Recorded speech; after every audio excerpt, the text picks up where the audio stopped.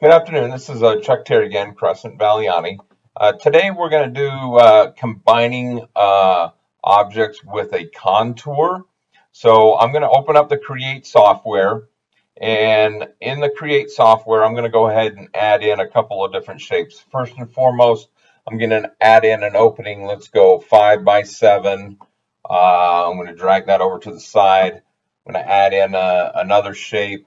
Let's make that 3 by 2, and I'm going to drag that over here, and then I'm going to add in a clip art.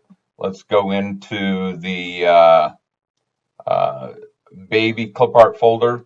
We're going to select a heart. We're going to open, and the heart comes in a specific size. With the clip art, I want to maintain the proportions so I don't skew it in any way. So let's make that actually 3 inches big. And then from here, it's really just a matter of aligning the objects and positioning them where we want them to be. So I'm going to take the first two objects here, the 2 by 3 rectangle and the heart, and I'm going to go to my arrangement tab. I'm going to adjust them so that they're aligned vertically, and then I want to put in a space in there vertically of 1/4 of an inch.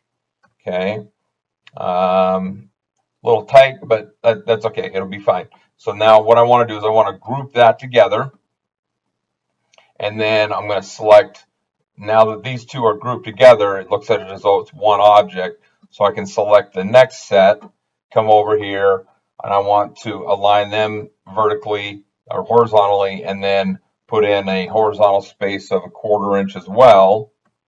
Okay, so now I've got these objects here.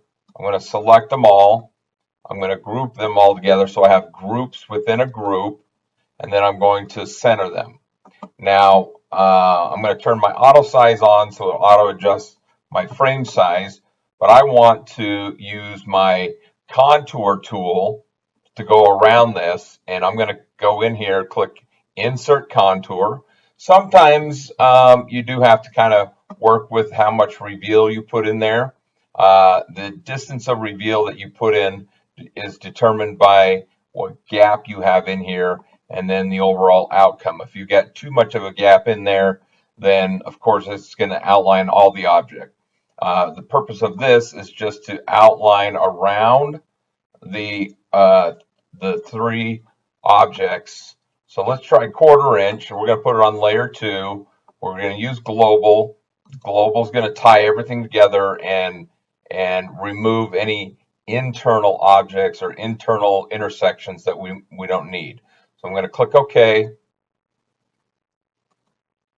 and then that's going to create an outline around everything. Now, as you can see, there is a little bit of garbage left in here. That's simply because of the geometry and how it calculated everything. So if I want to go ahead and leave that in there, I can and cut it. Or if I right click and go to Explode Template, then I can click and drag over there, select those 2 objects, delete it out, and then when I go to cut this design, my layer 1 object is going to be the hearts, the heart and the 2 rectangles, and then layer 2 is going to be just the top outer perimeter of the design.